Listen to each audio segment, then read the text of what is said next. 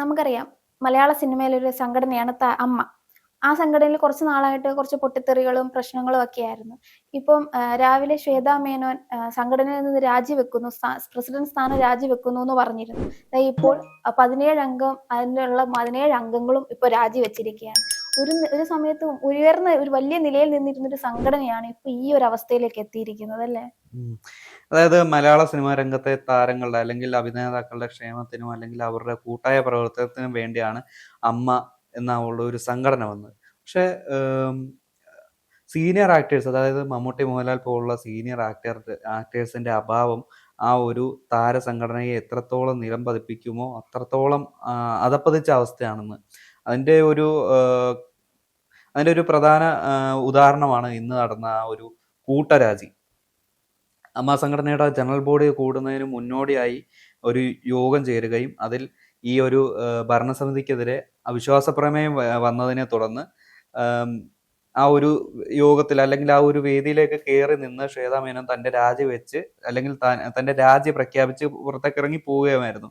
അതായത് ഇതിൽ നിന്ന് നമ്മൾ മനസ്സിലാക്കേണ്ടത് തന്റെ സത്യസന്ധത തെളിയിക്കാനാണോ ശ്വേതാ മേനോൻ രാജിവെച്ചത്, അല്ലെങ്കിൽ ഉത്തരവാദിത്തങ്ങളിൽ നിന്ന് ഒഴിയാൻ വേണ്ടി അവിടെ നിന്ന് ഒളിച്ചോടിയതാണോ ശ്വേതാ മേനോൻ ചെയ്തത് എന്നാണ് നമുക്ക് നോക്കേണ്ടത്. കാരണം പലവിധ സിനിമകളിലും അല്ലെങ്കിൽ പല സിനിമകളിലും ബോൾഡായിട്ടുള്ള ക്യാരക്ടറുകൾ ചെയ്ത അല്ലെങ്കിൽ റീലുകളിൽ, അതായത് സ്ക്രീനുകളിൽ ബോൾഡ്നെസ് കാണിച്ചിട്ടുള്ള ഒരു അഭിനേത്രി തൻ്റെ സ്വന്തം റിയൽ ലൈഫിൽ, അതായത് ആ ഒരു ആക്ടേഴ്സിന് വേണ്ടിയുള്ള ആ ഒരു സംഘടനയ്ക്ക് ഒരു ബുദ്ധിമുട്ട് വന്നപ്പോൾ, ഒരു പ്രതിസന്ധി വന്നപ്പോൾ അത് ഇട്ടിട്ട് പോയതിൽ അവരുടേതായിട്ടുള്ള ഒരു ക്യാരക്ടറിന് ഏറ്റവും വലിയൊരു കോട്ടം സംഭവിച്ചിട്ടുണ്ട്.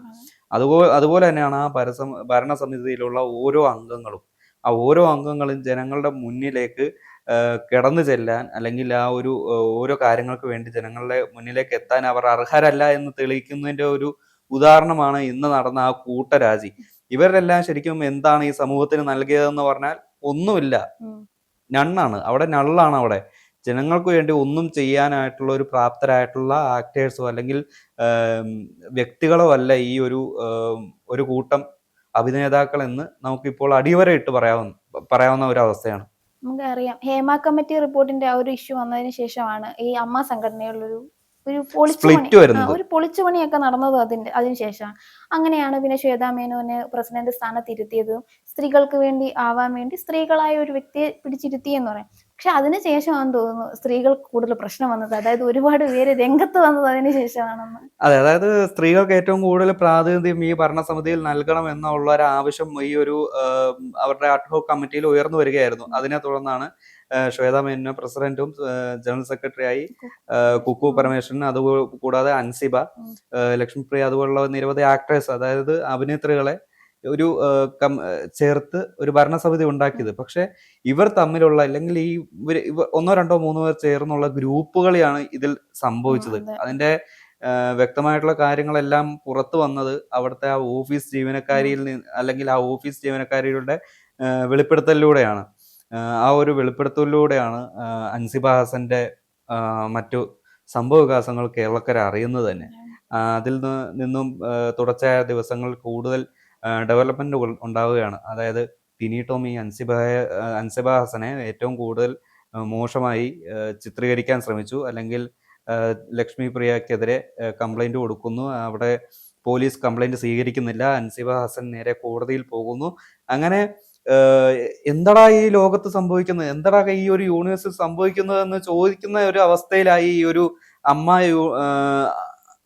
അമ്മ സംഘടനയിലെ ഭാരവാഹികൾ തമ്മിലുള്ള ഒരു സ്വരച്ചേർച്ച. ശരിക്കും ഇവർ തമ്മിലുള്ള സ്വരച്ചേർച്ച അവിടെ തന്നെ പറഞ്ഞു തീർക്കാവുന്നത് അതൊരു സൊസൈറ്റിയിലേക്ക് എത്തിച്ചതോടെ അവരുടേതായിട്ടുള്ള ഒരു കേപ്പബിലിറ്റി ഇല്ലായ്മ അല്ലെങ്കിൽ കഴിവില്ലായ്മ ഏറ്റവും കൂടുതൽ പ്രകടമായി. അതുമൂലമാണ് ഇപ്പോൾ ഈ ഒരു സംഘടനയ്ക്കെതിരെ ഈ ഒരു അവിശ്വാസ പ്രമേയം വരുന്നത്. അത് മാത്രമല്ല, സാമ്പത്തിക തിരിമറികൾ നടത്തിയിട്ടുണ്ട്. മറ്റേ ട്രഷററായ ഉണ്ണി ശിശുപാൽ, ഇയാൾ ഈ ഒരു കണക്ക് അവതരിപ്പിക്കുന്ന സമയത്ത് അവിടെ ഇല്ല. അയാൾ ഈ ഓഫീസ് ജീവനക്കാരിയായിട്ടുള്ള ഒരു പ്രശ്നത്തിൽ നിർബന്ധിത അവധിയെടുത്ത് ഈ ഒരു കളത്തിന് പുറത്താണ്. അതേ സമയത്തും ഈ ഉണ്ണി ശിവപാൽ വീഡിയോ ആയിട്ട് വരികയാണ്. അതായത് ഇയാളെ എല്ലാവരും ഒറ്റപ്പെടുത്തി, ഇയാളെ ഈ ഒരു പരാതിയിൽ കേൾക്കാൻ തയ്യാറായില്ല എന്നാണ് അയാളുടെ പക്ഷം. പക്ഷെ അത് തെറ്റാണെന്നാണ് ഈ ശ്വേതാ മേനോൻ പറയുന്നത്. ശ്വേതാ മേനോൻ പറയുന്നത് ഇങ്ങനെ ഈ ഒരു പദവിയിൽ ഇരിക്കുമ്പോൾ എല്ലാവരും പറയുന്നത് കേട്ട് പാവയെ പോലെ ഇരിക്കണം. അങ്ങനെ പാവയെ പോലെ ഇരിക്കാൻ എനിക്ക് എന്റെ വ്യക്തിത്വം അനുവദിക്കുന്നില്ല. അതുകൊണ്ടാണ് ഞാൻ രാജിവെച്ച് പോകുന്നത്. അവിടെ സ്വന്തം രാജ്യം അവിടെ ഗ്ലോറിഫൈ ചെയ്തതാണ്. അല്ലെങ്കിൽ ഈ ഒരു പിന്മാറ്റം അല്ലെങ്കിൽ ഈ ഒരു പിൻവാങ്ങലെ അവർ ഗ്ലോറിഫൈ ചെയ്യുകയാണ്. ശരിക്കും അതല്ലായിരുന്നു വേണ്ടത്. ഈ ഒരു പ്രതിസന്ധിയിൽ നിന്ന് ഈ ഒരു അമ്മ സംഘടനയെ കൈപിടിച്ച് കയറ്റേണ്ട ഉത്തരവാദിത്തം ആ ഒരു നാഥയ്ക്കാണ്. ആ ഒരു കീ പൊസിഷനിൽ ഇരിക്കുന്ന ഈ പ്രസിഡന്റ് എന്ന് പറയുന്ന ആ അമ്മ സംഘടനയുടെ നാഥയ്ക്കാണ്. ആ ഒരു പ്രസിഡന്റ് കർത്തവ്യം ചെയ്യാതെ ഇതിൽ നിന്ന് ഒളിച്ചോടിയത് അവരുടെ ആ ഒരു കഴിവില്ലായ്മ രേഖപ്പെടുത്തുന്നതല്ലേ. നമുക്കറിയാം ഈ സിനിമാ മേഖലയെ ആശ്രയിച്ച് ജീവിക്കുന്ന ഒരുപാട് താഴെത്തട്ടിലുള്ള നടീനടന്മാരുണ്ട്. അതുപോലെ തന്നെ ഈ സംഘടനയിൽ നിന്ന് ഈ പിരിഞ്ഞുപോയ, അതായത് വയ്യാത്ത കുറെ നടന്മാർക്കും ഒക്കെ സംഭാവനകളും അങ്ങനെയൊക്കെ കൊടുത്തിരുന്ന ഒരു സംഘടനയായിരുന്നല്ലോ അമ്മ.